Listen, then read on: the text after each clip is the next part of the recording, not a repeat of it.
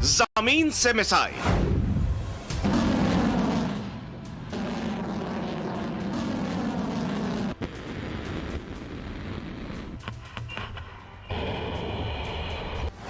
आसमान से missile.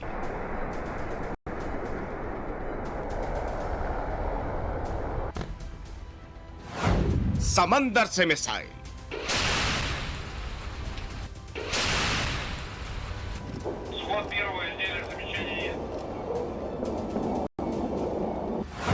Ukraine के खिलाफ रूस की बड़ी तैयारी।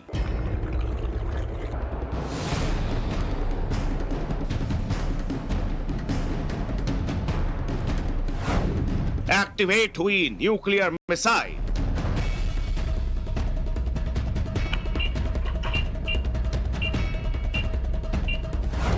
पुतिन ने देखा न्यूक्लियर मिसाइल का टेस्ट।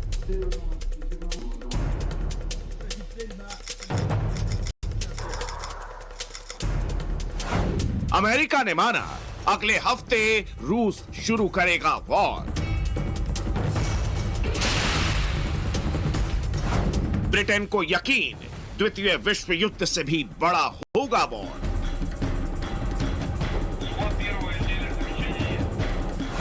बाइडेन और बोरिस को यकीन।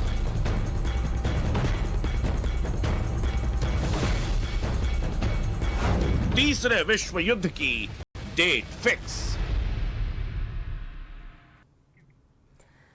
नमस्कार, आप देख रहे हैं टाइम्स ऑन भारत। मैं हूं आपके साथ नैना यादव। दुनिया इस वक्त युद्ध के दरवाजे पर खड़ी हुई है। रूस और यूक्रेन के बीच तनाव हर नए दिन के साथ में बढ़ता ही जा रहा है और दुनिया के सबसे ताकतवर देशों में से एक रूस ने युद्ध की पूरी तैयारी कर ली है। जो रूस कुछ दिन पहले तक दावा कर रहा था कि उसने यूक्रेन की सीमा से टुकड़ियों को वापस हटाना शुरू कर दिया है, उसी रूस ने शनिवार को न्यूक्लियर मिसाइल का टेस्ट कर पूरी दुनिया को चौंका दिया। रूस के राष्ट्रपति ने दफ्तर में बैठकर मिसाइल टेस्ट और सैन्य युद्ध अभ्यास देखा। परमाणु मिसाइल टेस्ट कर क्या पुतिन ने परमाणु युद्ध लड़ने की तैयारी पूरी कर ली है?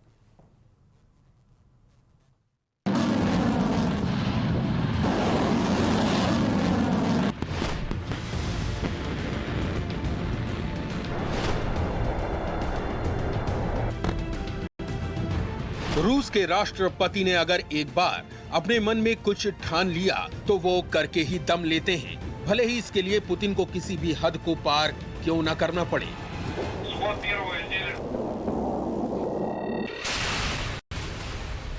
मिसाइल टेस्टिंग की ये तस्वीरें पुतिन की उसी जिद की वानगी हैं।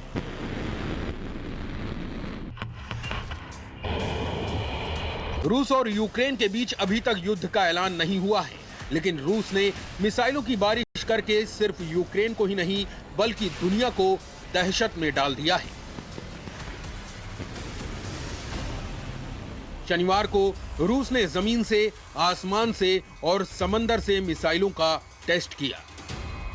इन मिसाइलों में 2 हाइपरसोनिक मिसाइलें भी शामिल थी। ये हाइपरसोनिक मिसाइलें परमाणु हथियार ले जाने में भी सक्षम हैं।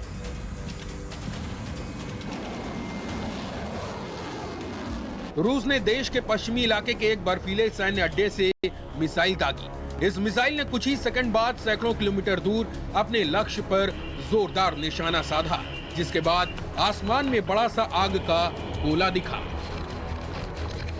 इसके कुछ मिनट बाद बैरंट सागर में रूस ने एक जंगी जहाज से मिसाइल दागी, जो आग का गोला बनकर आसमान में उड़ गई। युद्धपोत के बाद रूस की नेवी ने सबमरीन से भी मिसाइल का टेस्ट किया। थल और जल के बाद बारी थी रूस की वायुसेना की। रूस की वायुसेना ने मिग-31 के जरिए भी एक मिसाइल का ट्रायल किया। जमीन से हजारों फीट की ऊंचाई पर उड़ रहे लड़ाकू विमान ने रूस के किंजर हाइपरसोनिक मिसाइल को लॉन्च किया। कुछ ही सेकंड में यह मिसाइल एक बहुमंजिला इमारत के पास गिरी, जहां जोरदार धमाका हुआ। रूस ने यार्स मोबाइल इंटरकॉन्टिनेंटल मिसाइल, समुद्र से लॉन्च की जाने वाली सिनेवा बैलिस्टिक मिसाइल, सबमरीन से लॉन्च की जाने वाली कैलिबर क्रूज मिसाइल, जमीन से लॉन्च की जाने वाली स्कंदर क्रूज मिसाइल का परीक्षण किया। इसके अलावा रूस ने हाइपरसोनिक मिसाइलों किंजल और जिरकॉन का भी परीक्षण करके अमेरिका और यूरोप को कड़ा संदेश दिया। अब जरा रूस के हाइपरसोनिक मिसाइलों के बारे में भी जान लीजिए। जिरकॉन मिसाइल की रफ्तार ध्वनि की रफ्तार से भी 7 गुना ज्यादा है। ये मिसाइल 1000 किलोमीटर दूर मौजूद दुश्मन को पूरी तरह से तबाह करने में सक्षम है। इस मिसाइल की खास बात यह है कि ये एयर डिफेंस सिस्टम को भी चकमा दे सकती है। जिरकॉन मिसाइल का इस्तेमाल आसमान से जमीन पर वार के लिए किया जाता है। रूस की hypersonic missile Iskander short range ballistic missile है। इस्कंदर मिसाइल की रफ्तार ध्वनि की रफ्तार से करीब 6 गुना ज्यादा है। ये 500 किलोमीटर दूर तक लक्ष्य को निशाना बना सकती है। इस्कंदर मिसाइल में 700 किलोग्राम वजन का परमाणु हथियार या विस्फोटक ले जाने की क्षमता है। इन मिसाइलों की सबसे खतरनाक बात यह है कि इनका तोड़ अभी तक दुनिया के पास नहीं है। इन हाइपरसोनिक परमाणु मिसाइलों के जरिए दुनिया के किसी भी कोने में परमाणु बम गिराया जा सकता है और पल भर में ही किसी भी शहर को पूरी तरह से तबाह किया जा सकता है। रूस के राष्ट्रपति व्लादिमीर पुतिन ने शनिवार को न्यूक्लियर मिसाइल के ट्रायल को लाइव देखा था। रक्षा मंत्रालय के सिचुएशन रूम में बैठकर पुतिन ने टीवी पर मिसाइलों की टेस्टिंग देखी थी। तो मेरे विचार से ये युद्ध चाहे न्यूक्लियर या दूसरा कन्वेंशनल वॉरफेयर से ये युद्ध होने वाला मेरे ख्याल से नहीं है। ये केवल एक दबाव डालने का तरीका है। बीते करीब 1 महीने से रूस और यूक्रेन के बीच तनाव चल रहा है। पूरी दुनिया चाह रही है कि दोनों देशों के बीच तनाव कम हो जाए। पिछले दिनों पुतिन ने अपनी सेना के पीछे हटने का दावा भी किया था, लेकिन इस दावे के कुछ ही दिन के अंदर न्यूक्लियर मिसाइलों का ट्रायल करके पुतिन ने अमेरिका और यूरोपीय देशों की धड़कनें फिर से बढ़ा दी हैं। Bureau report, times now, Navbharat. और अगर यूक्रेन और रूस के बीच में युद्ध होता है तो जाहिर है रूस का पलड़ा भारी होगा। आइए आपको बताते हैं कि रूस के आगे आखिर कितने दिन टिकेगा यूक्रेन। रूस के 1350 लाख सैनिक हैं और यूक्रेन के पास में सिर्फ 5 लाख। रूस के पास में कुल 4173 हैं, जबकि यूक्रेन के पास में सिर्फ 318 अटैक हेलीकॉप्टर्स हैं। रूस के पास में 544 हैं और अगर यूक्रेन के पास अगर बात की जाए तो सिर्फ 34 परमाणु हथियारों के मामले में रूस का मुकाबला यूक्रेन दूर दूर तक नहीं करता है, क्योंकि रूस के पास में 6255 परमाणु हथियार हैं तो यूक्रेन के पास में एक भी नहीं है। रूस के पास में अगर जंगी जहाजों की बात करें तो इनकी संख्या 15 है, 15 जंगी जहाज हैं, जबकि यूक्रेन के पास में एक भी जंगी जहाज नहीं है। रूस के पास में 70 पनडुब्बी हैं, लेकिन यूक्रेन के पास एक भी पनडुब्बी नहीं है। यानी कि इस मामले में रूस का पलड़ा हर लिहाज से भारी ही नजर आता है। आपने रूस और यूक्रेन की सैन्य ताकत देख ली और ये भी आप समझ गए होंगे कि अगर युद्ध हुआ तो फिर रूस के आगे कहीं पर भी नहीं टिकेगा यूक्रेन। लेकिन फिर भी यूक्रेन संभावित युद्ध की तैयारियों में पूरी तरह से जुटा हुआ है। यहां तक कि यूक्रेन के एक हिस्से में युद्ध की चिंगारी धीरे धीरे कर बढ़ती जा रही है और अब तो अमेरिका और ब्रिटेन को भी यकीन हो चला है कि युद्ध होकर ही रहेगा। आज भारत ने भी ये कह दिया है कि जो भारतीय यूक्रेन में रह रहे हैं वो जल्द से जल्द वापस लौट आए और इससे अब अंदाजा लगाया जा सकता है कि यूक्रेन पर हमला तय है।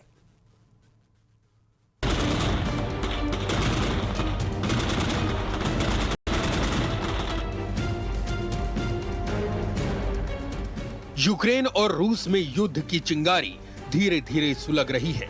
यूक्रेन की सेना रूस के समर्थक विद्रोहियों से मुकाबला कर रही है, विद्रोहियों पर गोले बरसा रही है। यूक्रेन के डोनबास इलाके में गोलीबारी की ये तस्वीरें उसी युद्ध का सिर्फ ट्रेलर हैं।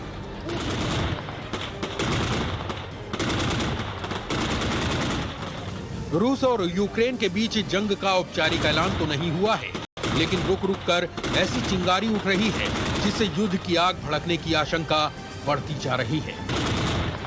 यूक्रेन की सैन्य ताकत भले ही रूस से बेहद कम हो, लेकिन यूक्रेन की सेना और वहां के लोग किसी भी युद्ध के हालात में अपने देश के साथ खड़े रहने के लिए हथियार चलाने की ट्रेनिंग ले रहे हैं।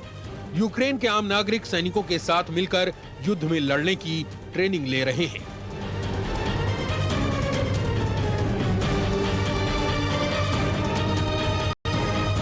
युद्ध की ट्रेनिंग में सिर्फ पुरुष ही शामिल नहीं हैं, बल्कि महिलाएं भी शामिल हैं, जो फिलहाल लकड़ी के बने नकली हथियारों से ट्रेनिंग ले रही हैं। उधर यूक्रेन के शहर लुहानस्क में रूस समर्थक विद्रोहियों के खिलाफ हमले का दावा रूस की ओर से किया गया है। इस शहर के लोगों का दावा है कि यूक्रेन की सेना की ओर से 49 बार फायरिंग की गई है। लुहानस्क शहर में रह रहकर एयर स्ट्राइक का सायरन भी बजाना पड़ रहा है।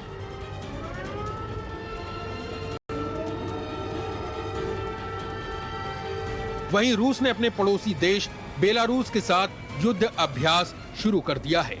ये युद्ध अभ्यास बेलारूस में हो रहा है, जिसकी सीमा यूक्रेन के साथ भी लगती है। इस वॉर एक्सरसाइज में रूस ने दुनिया के सामने अपने हथियारों का प्रदर्शन किया है।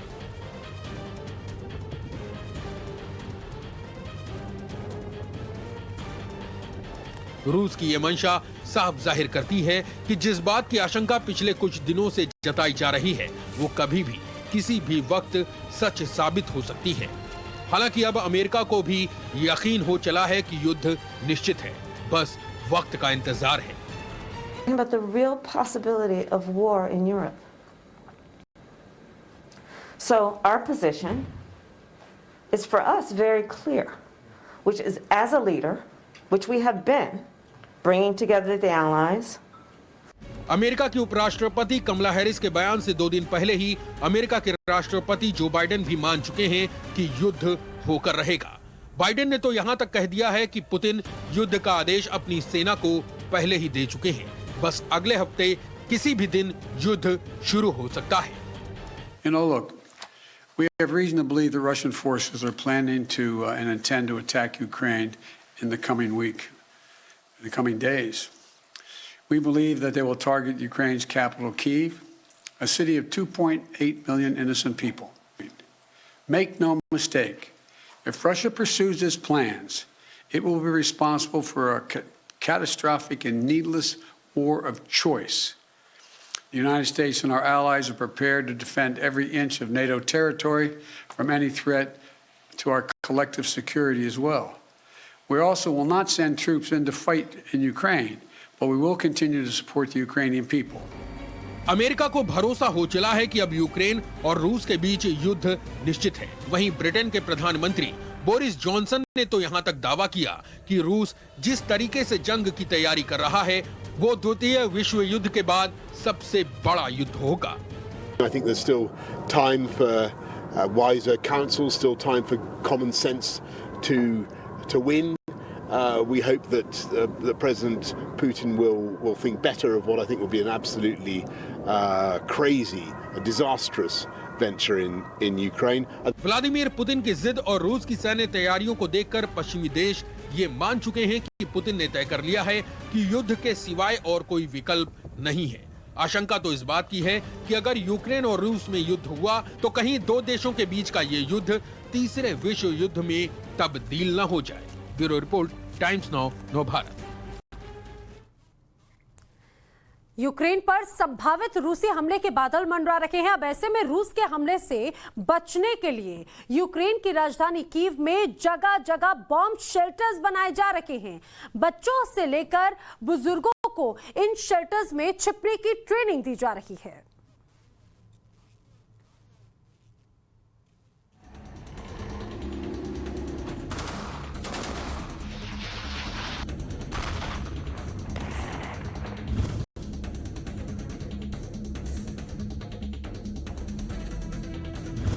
रूस यूक्रेन में जंग कभी भी छिड़ सकती है। तीसरे युद्ध का शंखनाद रूस कभी भी कर सकता है। ऐसे में यूक्रेन अपने नागरिकों को बचाने के लिए हर संभव कोशिश कर रहा है। सबसे पहले देखिए ये तस्वीरें। ये तस्वीरें जो आप अपने टीवी स्क्रीन पर देख रहे हैं वो यूक्रेन की राजधानी कीव की है, जहां प्रशासन ने कुछ दूरी पर ऐसे बॉम्ब शेल्टर बनाए हैं। रूस अगर हमला करता भी है तो बच्चों से लेकर बूढ़ों को इन शेल्टर होम तक पहुंचने और छिपने की ट्रेनिंग दी जा रही है। बच्चों को स्कूल में रहते हुए ये सिखाया जा रहा है कि अगर रूस हमला करता है तो उन्हें कैसे इन बॉम्ब शेल्टर तक पहुंचना है। बच्चे भी इस एक्सरसाइज में पूरा सहयोग कर रहे हैं। उनके चेहरे पर शिकन है, तनाव है, खौफ है, लेकिन फिर भी वो खुद को जंग के दौरान सामने आने वाली चुनौतियों के लिए तैयार कर रहे हैं। We have to be trained and we have to learn how to act in these kind of situations. So which we are doing, we're doing our best. We're trying to show the children that this situation may happen, and in order not to be in panic, we are telling them and training them what to do in such kind of situations. Kyiv प्रशासन ने बताया कि उन्होंने राजधानी में कुल 5000 bomb shelter बनाए हैं। कीव की आबादी 50 लाख है। ये bomb shelter underground metro station, underground parking और बार में बनाए गए हैं। बॉम्ब शेल्टर की ही तरह युद्ध के समय काम आने वाले कुछ शेल्टर भी बनाए जा रहे हैं। ये शेल्टर ट्रेन स्टेशन के नीचे बनाए जा रहे हैं, जहां एक समय पर 2000 आम नागरिक पनाह ले सकें। वहीं रूस के राष्ट्रपति व्लादिमीर पुतिन के बारे में कहा जाता है कि वो अगर एक बार कुछ ठान लेते हैं तो वो करके ही दम लेते हैं। और यूक्रेन को लेकर भी पुतिन ने कुछ ना कुछ बहुत बड़ा प्लान कर रखा है, जिसे वो अंजाम तक पहुंचाना चाहते हैं, और शायद इसीलिए वो यूक्रेन को अपनी ताकत दिखा रखे हैं। पुतिन अमेरिका और यूरोपीय देशों को भी रूस और उसके पड़ोसी देशों से दूर रहने का संकेत दे रखे हैं।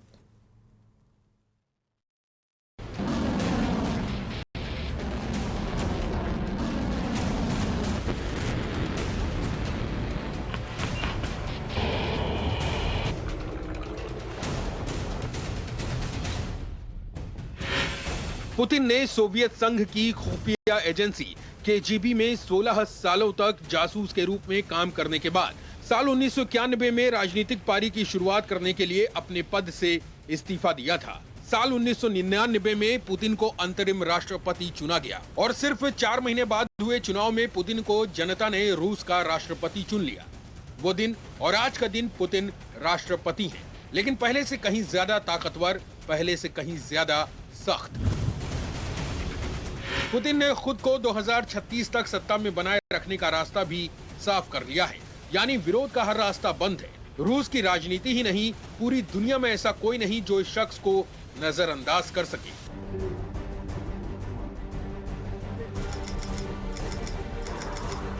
पुतिन कभी सोवियत संघ के विघटन को पूरी तरह स्वीकार नहीं कर पाए। यही वजह है कि शासन में आने के तुरंत बाद से ही पुतिन की प्राथमिकता रूस की पुरानी हैसियत दोबारा हासिल करने की रही है।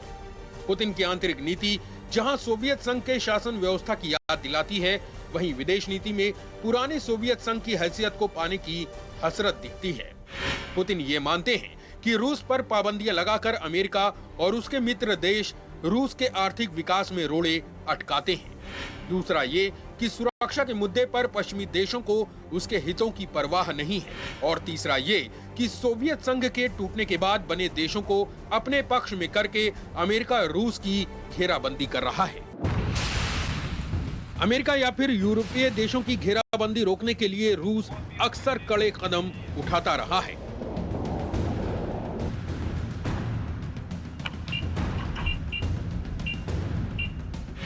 साल 2008 में रूसी सेना ने जॉर्जिया पर आक्रमण किया तो इसके पीछे की वजह यही थी।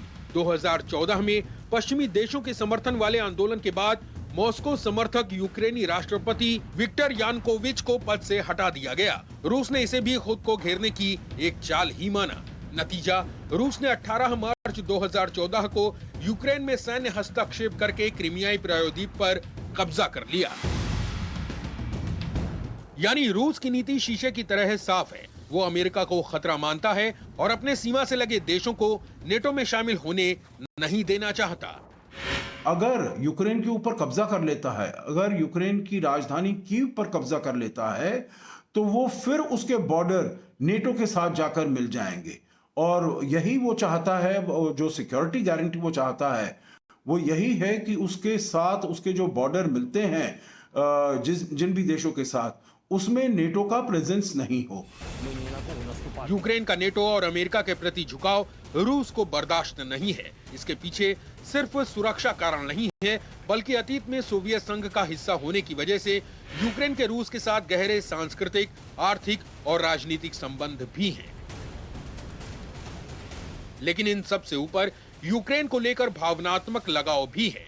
यूक्रेन में करीब 80 लाख रूसी मूल के लोग रहते हैं। शायद इसीलिए रूस नहीं चाहता कि यूक्रेन अमेरिका या यूरोपीय देशों के करीब जाए। ब्यूरो रिपोर्ट, टाइम्स नाउ, नव भारत। और यहां पर वक्त एक छोटे से ब्रेक का। देश दुनिया की तमाम खबरें आगे भी जारी हैं।